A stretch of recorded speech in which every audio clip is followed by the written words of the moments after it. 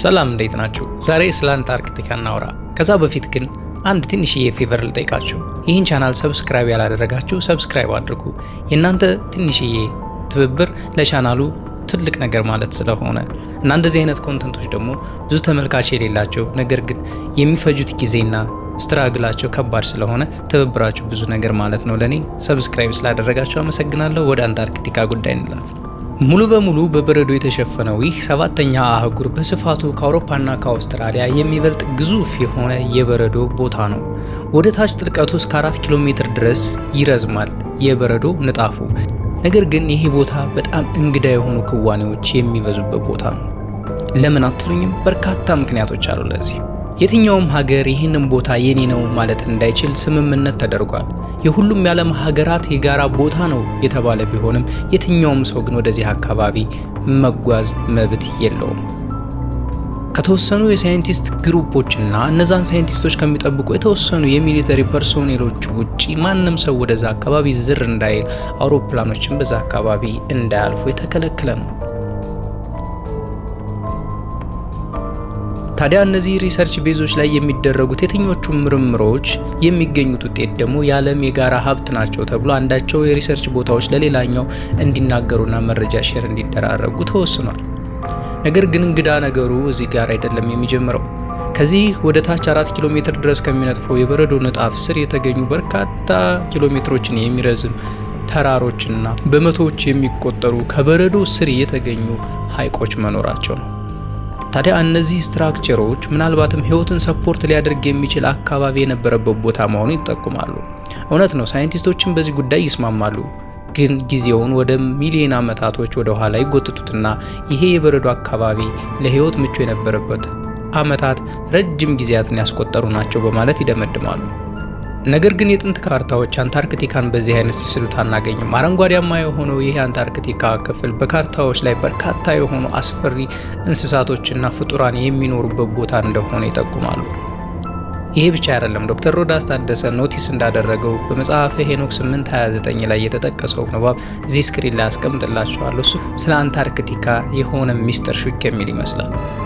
ያለ ምክንያት ዶክተር ሮዳስ የመጽሐፈ ሄኖክን ክፍል ጠቅሶ ያገናኘበትን ስቶሪ ለማንሳት አልፈለግኩም። ነገር ግን ይህንን ኤግዛክት ስቶሪ የሚመስል ዓለም ላይ በርካታ የሆነ ኮንስፓይሬሲና አተያዮች ስላሉ እንጂ በርካታ ሰዎች እዚህ አካባቢ ዩፎዎችን እንዳዩ፣ በራሪ ዲስኮችን እንደተመለከቱ ይናገራሉ። በተለይም ደግሞ የዩኤስ ኔቪ አባላት በዚህ አካባቢ በዚህ አየር ክልል ላይ በሚበሩበት ጊዜ እንግዳ የሆኑ ክዋኔዎችን እንዳዩ ይነገራል።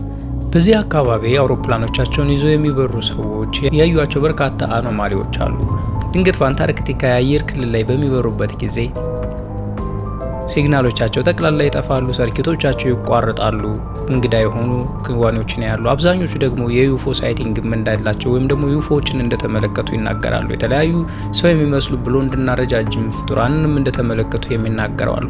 ነገር ግን እንደዚህ አይነት ስቶሪዎች በባለፈውም ለመነጋገር እንደሞከር ነው የሚበረታቱ ታሪኮች ባለመሆናቸው እነዚህን አካላት ያዩ ሰዎች ሲናገሩ አይደመጡም።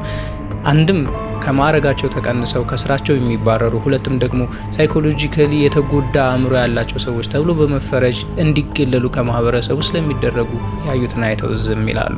እንዲሁም እንደዚህ ነው የሚናገሩት፣ የማይገለጽን ነገር ካየህ፣ ሰው ኤክስፔሪየንስ አድርጎት የማያውቀውን ነገር፣ ቃል ያልተፈጠረለትን ነገር ካየህ አድንቀህ ዝም ትላለህ እንጂ እንዴት ለመናገር ለማስረዳት ትሞክራለህ?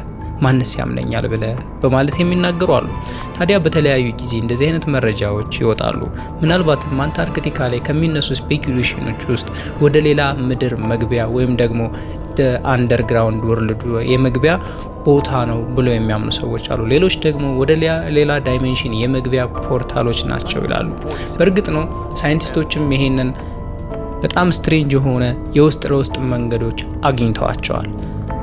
በሳተላይት ኢሜጆች እንደሚታየው አንታርክቲካ ላይ ረጃጅም እና ሰፋፊ ቦታዎችን የሚሸፍኑ ዋሻዎች አሉ። ነገር ግን ሳይንቲስቶች ስፔኩሌት እንደሚያደርጉት እነዚህ ዋሻዎች ተፈጥሯዊና በሳይክሎፕስ የተሰሩ የተፈጥሮ መንገዶች ናቸው በማለት ያምናሉ።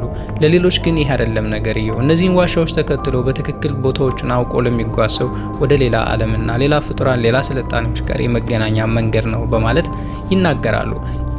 ስለ አንታርክቲካ አህጉር ስናወራ በጣም ደፋሩን የምንጊዜም በርካታ ኒሻን ተሸላሚውን አሜሪካዊውን አድሚራል ሪቻርድ ባየርድን መርሳት አንችልም። ይሄ ሰው 5 ጊዜ ያክል ወደ አንታርክቲካ ለኤክስፔዲሽን ወጥቶ ነበር።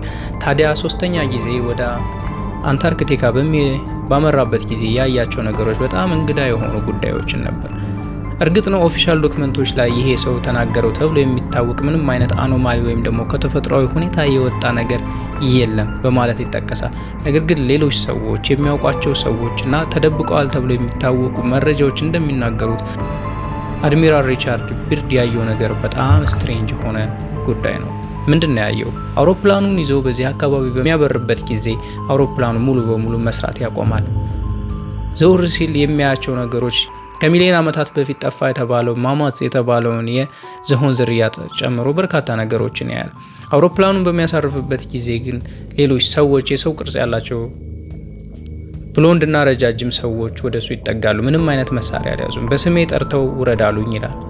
ከወረደ በኋላ ወደ ዋሻው ውስጥ ይዘውት ይገቡና የራሳቸውን ዓለም ያሳዩታል። ይሄ ከተማ የተገነባው በክሪስታል ሲሆን እንግዳ የሆነ ብርሃን ያለው ነው። እንዲሁም ማስተራቸው ጋር ተነጋገር ያለው እያደረጋችሁት ያላችሁት የጦርነት ውድድር ዓለማችን ያጠፋታልና ተጠንቀቁ የሚል ማስጠንቀቂያ እንደሰጠው ሁሉ ጽፎልን አልፏል። ይሄ ብቻ አይደለም፣ በርካታ ሰዎች በርካታ በር የሚመስሉ ነገሮችን አይተዋል። በእነዚህ በሮች ውስጥ ያለውን ነገር ማንም መናገር አይችልም። ስማቸው እንዲጠቀስ ባለመፈለግ በውስጥ ለውስጥ እንደ ዊስል ብሎወር ሆኖ መረጃን የሚናገሩ ሰዎች ለጋዜጠኞች የተናገሩት ነገር በጣም አስገራሚ ነው። እነዚህ 4 ማዕዘን የሆኑ በሮችን ከፍተን ስንገባ የምናገኛቸው ሃይሮግሊፊክ የመሳሰሉ ጥንታዊ ቋንቋዎችና በጥንታዊ ስዕላት ያሸበረቁ አረንጓዴያማ ቦታዎችን እናገኛለን። ነገር ግን እነዚህን ነገሮች ሪፖርት በምናደርግበት ጊዜ ማንም ትንፍሽ እንዳትሉ የሚል መረጃና ማስጠንቀቂያ ይደርሰናል በማለት ይናገራሉ። ሌላው እንግዳ ነገር በርካታ የፒራሚድ ቅርጽ ያላቸው ቦታዎች፣ ኮረብታማ ቦታዎች መገኘታቸው ነው። እነዚህ ከሳተላይትም መመልከት የሚቻሉት ፒራሚዳማ ቅርጾች ሳይንቲስቶች ፍጹም ተፈጥሯዊ ናቸው ይላሉ። ኦኬ፣ እና ታዲያ ለምንድን ነው እነዚህ ፒራሚዶች በመላው ዓለም ስልጣኔ በተነሳበት ቦታ ሁሉ መገኘታቸው?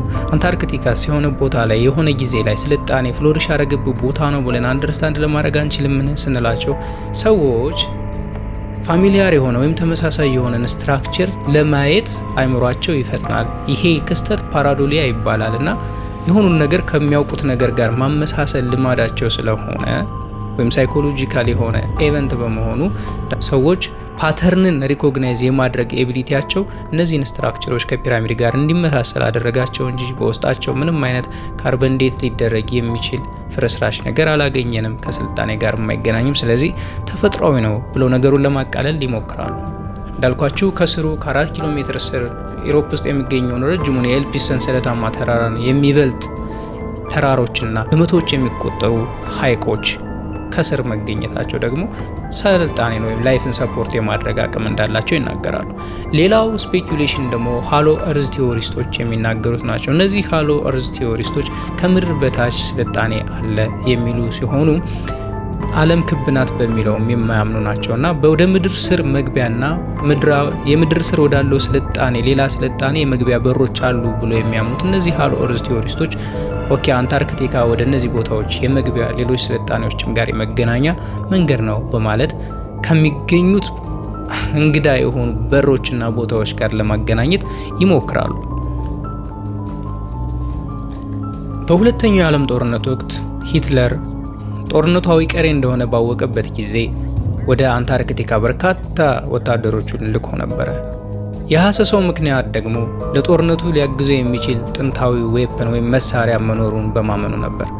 አንዳንዶች ጥንታዊ መሳሪያ አይደለም እነዚህ የአርያን ዘር ተብሎ የሚታወቁትን ሰዎች ጀርመኖችም ከነሱ መተናል ብሎ የሚያምኑትን ጥንታዊ አንሴስተሮቻቸው በዛ ቦታ ይኖራሉና በጣም ስልጡን በመሆናቸው ከስልጣኔያቸው ተዋውሰው እንግዳ የሆነን መሳሪያ የጦር መሳሪያ ሊሰጡትና ጀርመን ሀያል ሀገር እንድትሆንለት እነሱን ለማሰስ ያደረገው ነገር ነው በማለት ይጠቅሳሉ።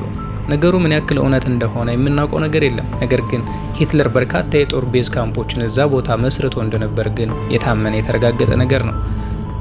ይህንን ጉዳይ ተከትሎ አሜሪካውያኖችም በ1946 ኦፕሬሽን ሃይ ጃምፕ በአድሚራል ሪቻርድ ባየርድ የተመራ ጦር ልከው ነበር። በርካታ የሆኑ የጦር መርከቦችን፣ የጦር አውሮፕላኖችን 4700 ያክል ወታደሮችን ወደዚህ ቦታ አሰማርቶ ነበር። የመሰማራቱ ዓላማ ጦር መርከቦቻቸውና አውሮፕላኖች በአስቸጋሪ የዌዘር ኮንዲሽን ምን ያክል ሰርቫይቭ ያደርጋሉ የሚለውን ለማየት ነው የሚል የገጽታ ምክንያት የተሰጣቸው ቢሆንም ከ6 እስከ 8 ወራት ይቆያል የተባለው ይሄ ኦፕሬሽን በ6 ሳምንታት ውስጥ ባጭሩ ተቀጭቶ እነዚህ ወታደሮች እየፈረጠጡ ተመልሰዋል። ለዚህም ምክንያቱ ሲባሉ የአየር ሁኔታው በጣም አስቸጋሪ በመሆኑ ነው በማለት ምላሽ ቢሰጡም የተመለሱበት ወቅት ግን በጣም ተስማሚው የአንታርክቲካ የአየር ሁኔታ ወቅት የነበረበት ሰዓት መሆኑን ነገሩን በጥርጣሬ እንድናየው ያደርገናል።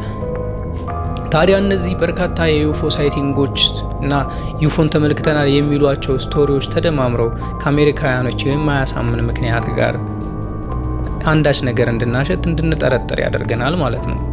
እና እንደሚታመነው ከሆነ እነዚህን የአሜሪካ የጦር ኃይል ባልደረቦች ወደ ሀገራቸው በቶሎ የመለሷቸው በዛ አካባቢ ኔቲቭ ሆኖ የሚኖሩ ግዙፍ ስልጣኔ ያላቸው ምናልባትም አይራኒያን የምንላቸው ሂትለር ይፈልጋቸው የነበሩ የአሪያን ዝርያዎች ሊሆኑ ይችላሉ። ብቻ ግን እንግዳ ነገሮች እዚህ አካባቢ መከናወናቸውን አልተውም። ማንም ሰው እስካሁን ድረስ ወደ አንታርክቲካ እንደፈለገ መሄድ መምጣት አይችልም። እርግጥ ነው ልሂድ ልምጣ ቢልም የአየር ሁኔታው አያስችልም። ነገር ግን ከነጻ ፈቃድ ውጪ የሆነ የተከለከለ ቦታ ነው። ብዙ የጦር ካምፕና የጦር ቤዞች በሚስጥር እንደተገነቡበት ቢታመንም በስምምነታቸው መሰረት ግን ምንም አይነት የጦርነት እንቅስቃሴ የጦር ካምፕ መመስረት አይቻልም። ቦታው ላይ የዓለማችን በጣም ውድና ብርቅ የሆኑ ማዕድናት እንደሚኖሩ ቢታመንም ማይኒንግ የተከለከለ ስራ ነው። ለሪሰርች ፐርፐዝ ብቻ የሚውል ኖማንስ ላንድ የሆነ ማንም ሰው ኦን የማያደርገው ቦታ መሆኑን በስምምነታቸው ተገልጿል ማለት ነው። እንጊዜም ደግሞ ከተከለከለ ነገር ጀርባ ስፔኩሌሽኖች፣ ሀሜቶች፣ እንደዚህ ሹክሹክታዎች አይጠፉም። በተለይም ደግሞ ይህን የሚያክል ግዙፍ የሆነ ቦታ ላይ እንደዚህ አይነት ማሲቭ የሆኑ ስቶሪዎች እንግዳ የሆኑ መረጃዎች ስላሉን ደግሞ የአንታርክቲካ ጉዳይ እስካሁን ማንንም እንዳወዛገበ የሚገኝ ጉዳይ ነው። የእነዚህ ሀገራት ስምምነት እስከ መቼ ድረስ ይደርሳል አናውቅም። ሌላው በጣም አነጋጋሪ የሆነው ነገር እዚህ አካባቢ የሚገኙ ሳይፈራርሱ በበረዶ ውስጥ የተገኙ የእንስሳት አጽሞች ናቸው። ከሌላው ቀሪ የምድር ክፍል ውስጥ ከሚገኙ ባክቴሪያዎች ወይም ደግሞ የትኛውም ህይወት ያለው ነገር 86% ያክል ብቻ የሚመሳሰል ጄኔቲክ ሜካፕ ያላቸው ባክቴሪያዎች እዚህ አካባቢ ተገኝተዋል። ምናልባትም ላይፍ ከሌላው ዓለም ተገልሎ እዚህ አካባቢ የራሱን የሆነ አዳፕቴሽን ሰርቶ እያደገ ይሆን? እንደሚሉት ከበረዶ ውስጥ የሚገኝ አረንጓዴያማ ቦታ ይኖር ይሆን? እዚህም ሌላ ራሱን የቻለ ህይወት ሰፖርት ተደርጎ ይሆን? የምናውቀው ነገር የለም።